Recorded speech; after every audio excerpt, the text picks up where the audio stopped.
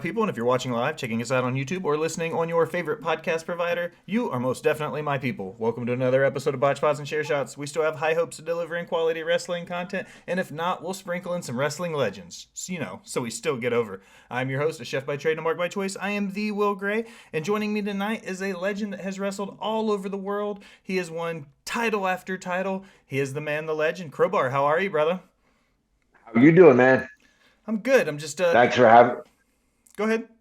I said, thanks for having me on. This is cool. Absolutely. I appreciate you taking the time out.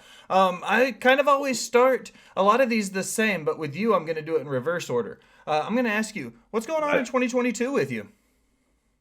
Uh, like I say, I've said this on many interviews. Since WCW, I've gone to being a full-time physical therapist. I have my own business, family, kids, the whole nine yards.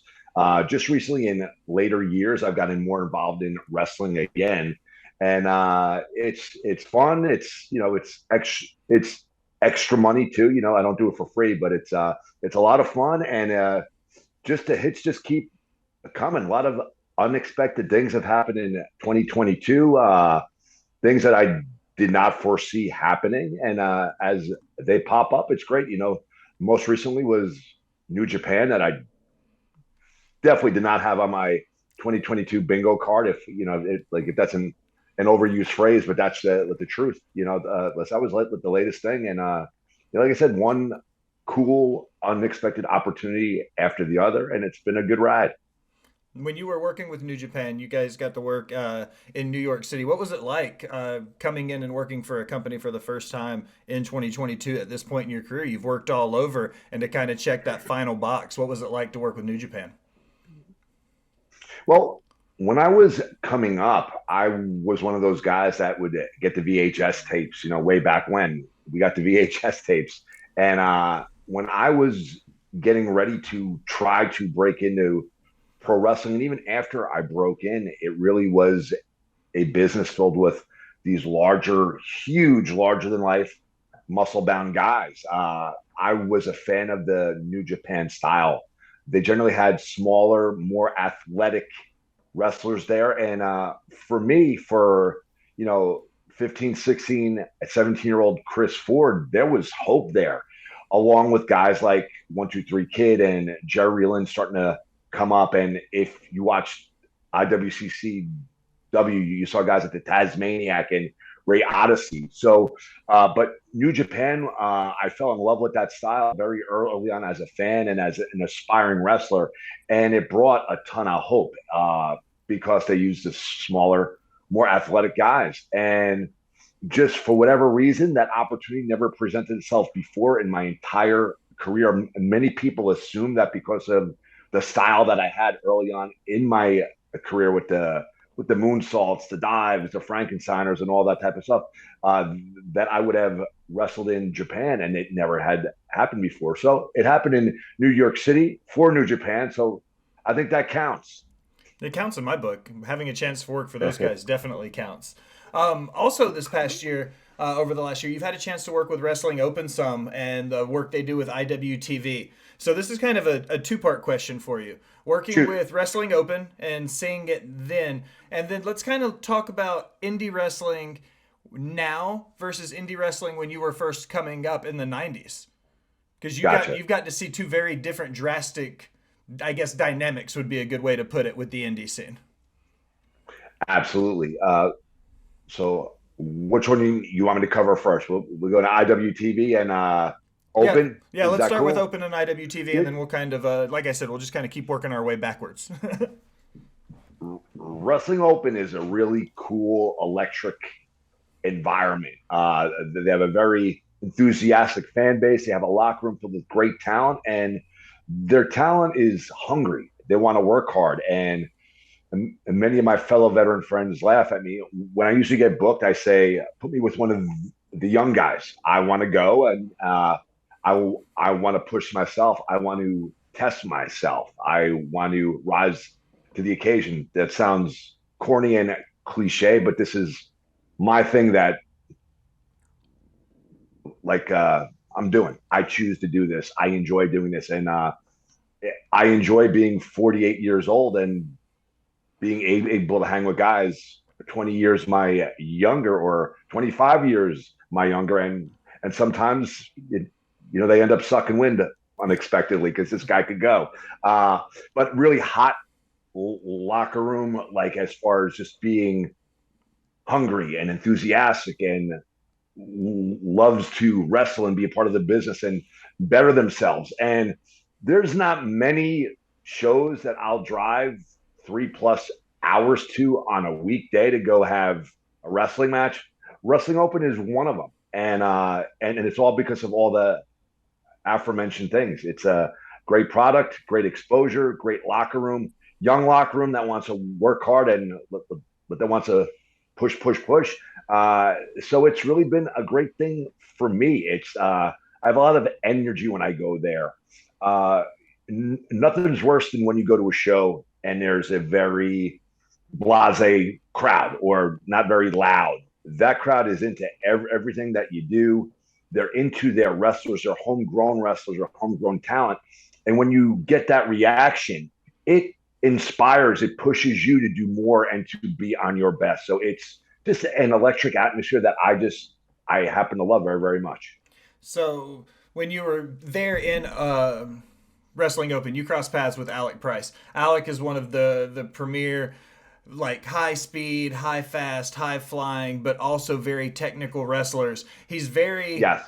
WCW cruiserweights in 1997. You know what I mean? Like, Yes. he would have fit in great in that division. What's it like Sure. having a chance at this point in your career to tie up with somebody who grew up, watching people come through that division, like you, like some of the Rays, some of the guys that were coming up with y'all?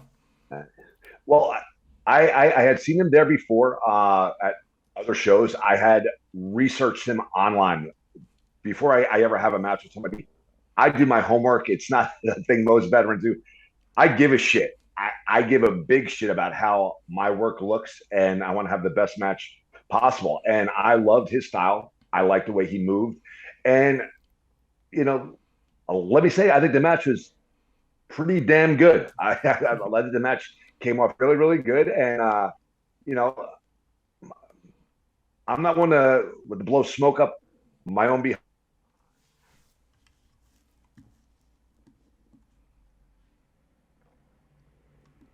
You there? Did I drop you?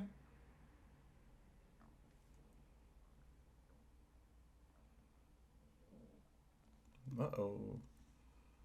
Okay, now you're back, it looks like. Okay, you're back. So What did I leave off with? you're not one to blow smoke. I'm not one to blow smoke up my own butt, but I think the match was pretty damn good. I think I did pretty good for a 48-year-old guy going against a 20-something, one of the hottest guys on the Indies, and it was just a really great, invigorating time. And that's when I would love to run back yet again. I actually saw Alec yesterday at JCW, and we were saying the same thing. We got to run it back again. It was a lot of fun. We both worked hard, and he is definitely in that 1990s WCW cruiserweight esque mold. And I love 1990s WCW cruiserweight esque matches. I can still do most of the moves that I did back then, and for the moves that I can, I'm able to base for them. I'm able to take those moves because that's been such a big part of my career this whole time. So work with Alex was great. I think we tore it up, and I would love to do it again.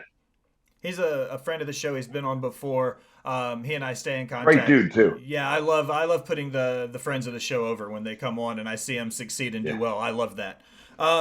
So since we've been talking about it, let's take a look at that WCW Cruiserweight division. You had a chance to hold gold there. You interacted with so many legends. What was that locker room like for you guys at that peak? We'll call it that late 90s push before the buyout in '01, right when WCW seemed to really hit its stride.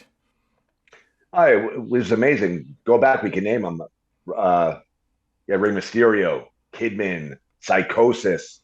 In and out, you had Ultimo Dragon, Dean Malenko, Eddie Guerrero, Jerry Lynn when he was there.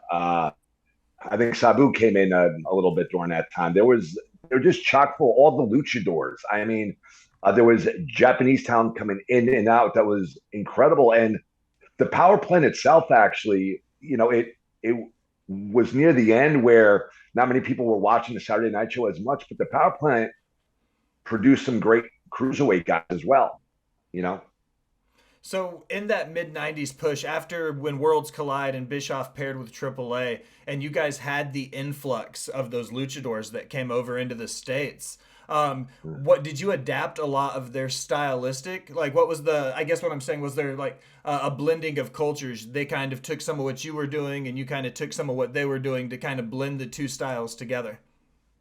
at that time I was in and out. I was actually still a full time student at that time, and I was being flown out intermittently for Saturday night as well as Nitro. I had the opportunity to work Conan on Nitro. I got to wrestle Eddie Guerrero twice on Saturday night.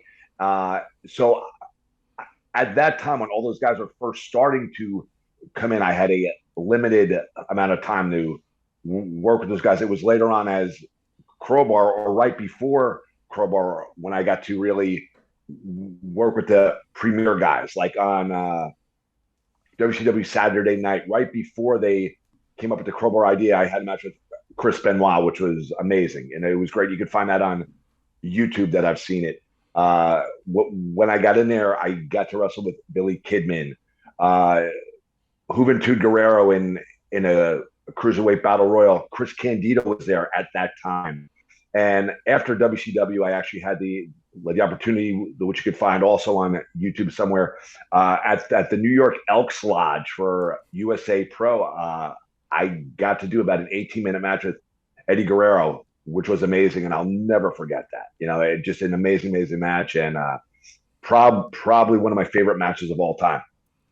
So looking into that late '90s push, it was around '99.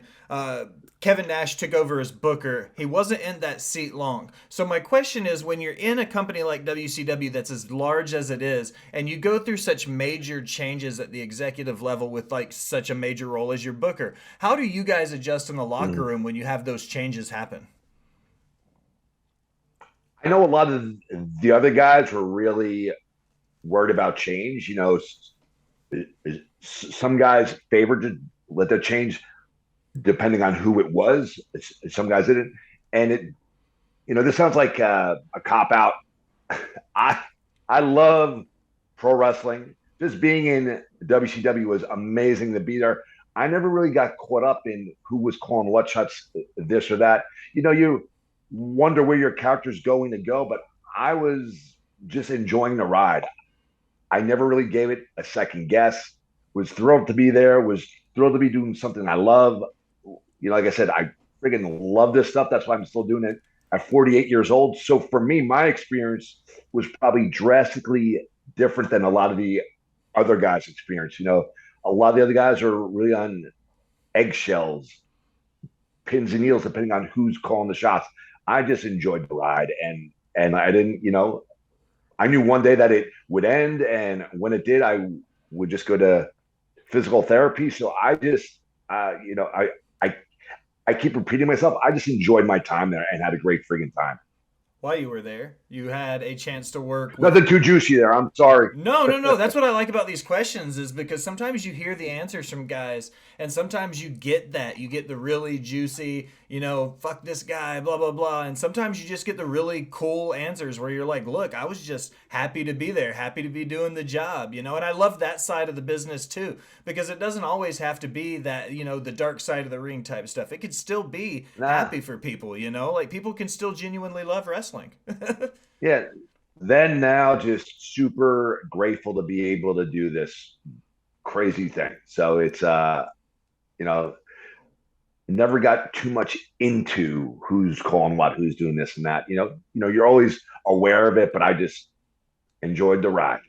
Absolutely. Part of that ride was working with Daphne in the Cruiserweight title picture in WCW. When you approach a program with another talent in the locker room, specifically this time working with a woman, what was it like approaching the story and how you were working matches with her? Well, we were two crazy characters. We actually only had one match, and we said, "What would Daphne and Crowbar do?" I go, "Crowbar wouldn't beat her up or do anything like that, you know." So we ended up doing noogies and wedgies, and we made it more comical. She did more of the high flying stuff on me, like show the fans something cool.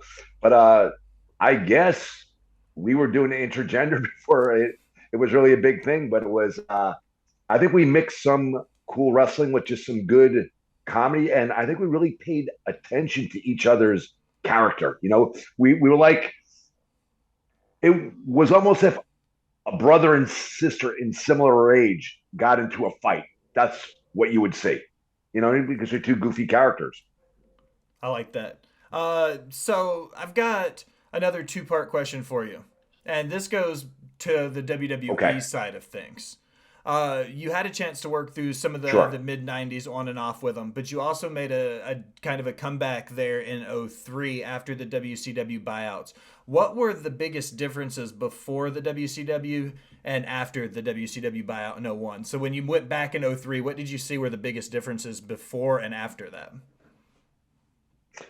For me, it was just trying to earn a spot, you know, both times, except the second time in '03, there was a lot more people there. You know, you had ECW guys there, you had WCW guys there. And although I was working hard and I aspired to earn myself a spot, I even at the time I knew the likelihood wasn't really there because they were just jam packed with talent. You know, so that was really the biggest difference is that uh, just way more bodies there, and I felt that it was less likely to get a spot, but I tried. Also around that '03 Got to work at the range. Garden, which was awesome. You know, I had a dark match at the Garden, which is probably one of the biggest moments of my entire career. It's great, you know. So that came of that, which was great. You know what I mean? Was working when you got the work MSG, was it kind of that I've heard a lot of people say it's the apex of wrestling venues a lot of times. Do you feel that way still? Do you It still feel was, like it's that yeah, the absolutely, motherland of pro wrestling? yeah. Okay. For me, at least, living in North Jersey and going to the Garden regularly as a kid, it most certainly was.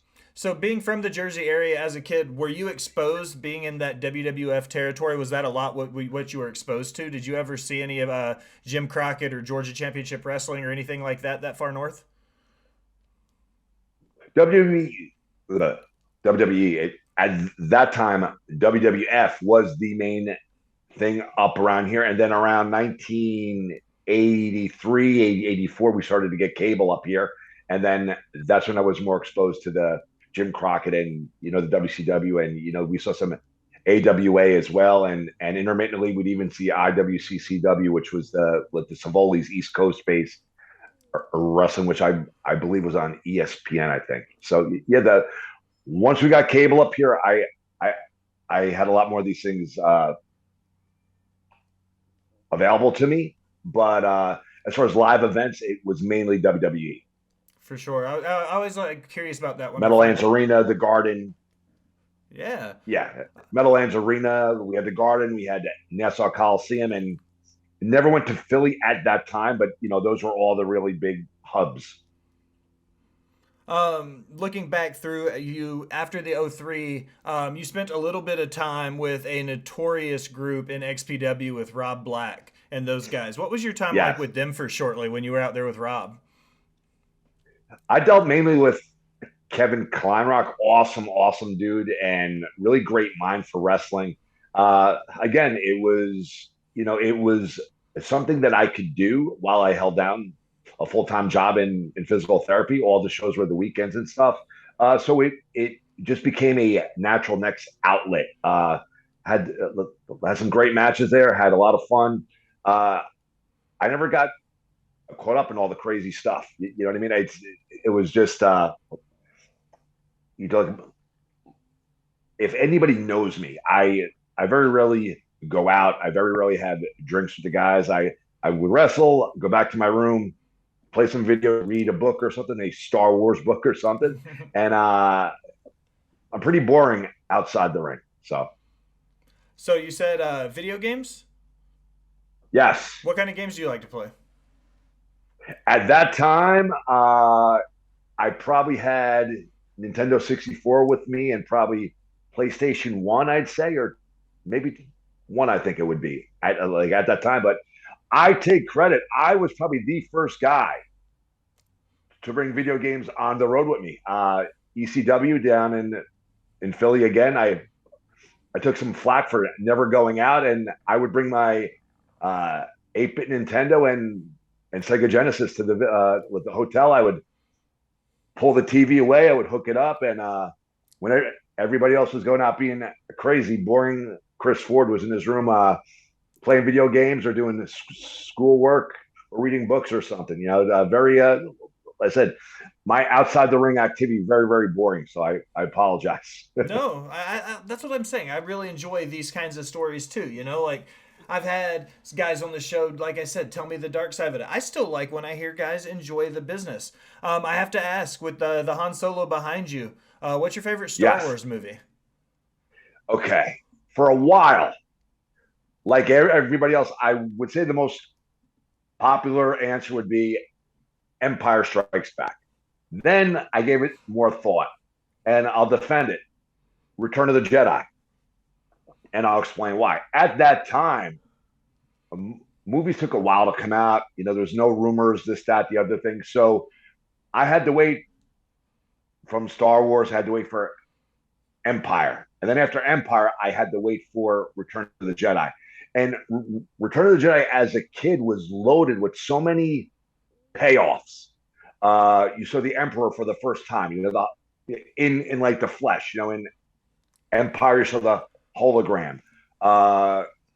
You found out that Darth Vader really was Luke's father. Darth Vader takes his mask off. Huge. Luke and Leia are brother and sister. Crazy. And then also, before the special edition, you heard a lot about Jabba the Hutt. You never saw him until Return of the Jedi. You know, the current version of Star Wars has Jabba in the very first one.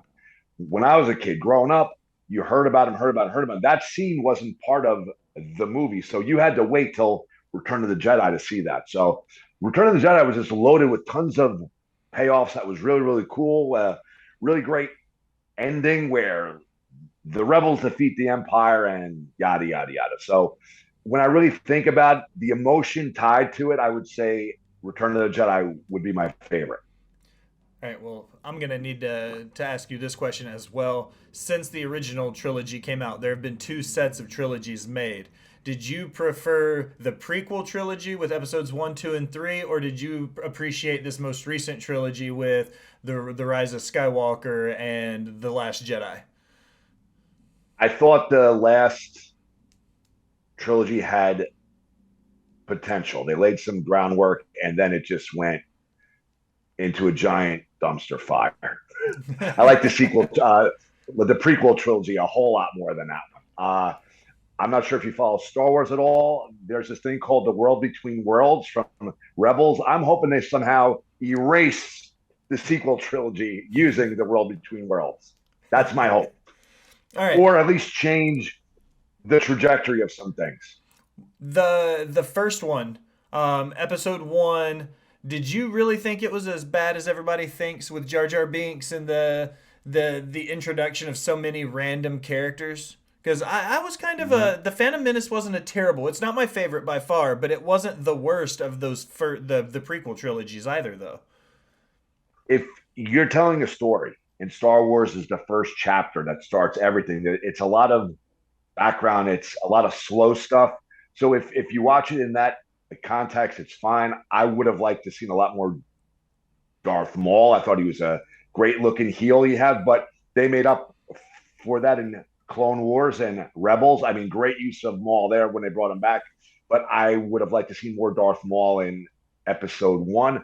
If I was fantasy booking the whole prequel trilogy, I would have had Darth Maul go to episode 3, and have Anakin beat Darth Maul only after I would have had Darth Maul so powerful, almost impossible to beat, and only after embracing the dark side and the anger and all that is Anakin able to beat him. That's my fantasy book, if you care. All right, George Lucas, book it, make it happen. Yes. All right, well, I always close all of my interviews with 5 rapid fire questions. I've got yours queued up, ready to go. You got it?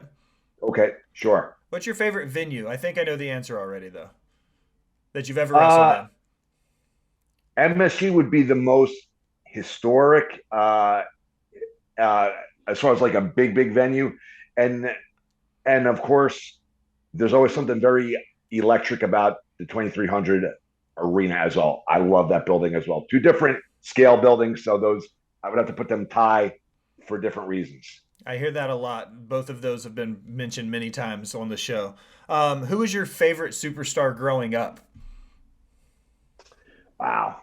So if I had to pick one, there's a few, but if I had to pick one that stands out and a guy that I watch often over and over again, Macho Man Randy Savage. Also at the top of my list. He and I share the same birthday, actually. So That's kind of. awesome. What is your favorite finisher that isn't yours? Favorite finisher that isn't mine. I'll say Diamond Cutter because it's quick. He could hit it out of nowhere. And professionally speaking, it's an extremely safe move. What's your favorite city you've wrestled in? Favorite city. Again, I'll have to go a tie between New York and Philadelphia. Wild. And your last one, what is your favorite food? Buffalo wings, hands down. If I could eat them every day and not die, I would eat wings every single day. I love buffalo wings, pizza, cheeseburgers, all part of my favorites. I love bar food. Love bar food. Oh yeah, bar Nachos food, in street there, too. food, anything that goes in a deep fryer is right up my alley for sure. Absolutely. This is my favorite part of the episode because I don't have to say anything. So plug your stuff. Tell everybody where to find you. Any socials you have, and anything coming up in the next couple weeks that you want to plug. I'm mainly on Twitter at WCW Crowbar. Next week, it's me and Matt Hardy at WrestleCade weekend for big time wrestling. I have some dates coming up in December. What the exact dates escape me? It's on my Twitter page for ISPW in New Jersey, as well as Outlaw Wrestling in New York. Both great promotions. And just, it's been a really cool ride. I'm extremely grateful for all the people that encourage and support. I'm extremely grateful for all going back to 2019, all the haters that became believers and are really cool with me now. And I'm just enjoying the ride. Thanks. And I hope you guys are enjoying it too. And that's all, guys. Just have a very happy Thanksgiving, happy holidays, the whole 9 yards. I appreciate you all. Excellent. For Crowbar, I am the Will Gray. Thanks for stopping by and listening, my people. Thanks, man.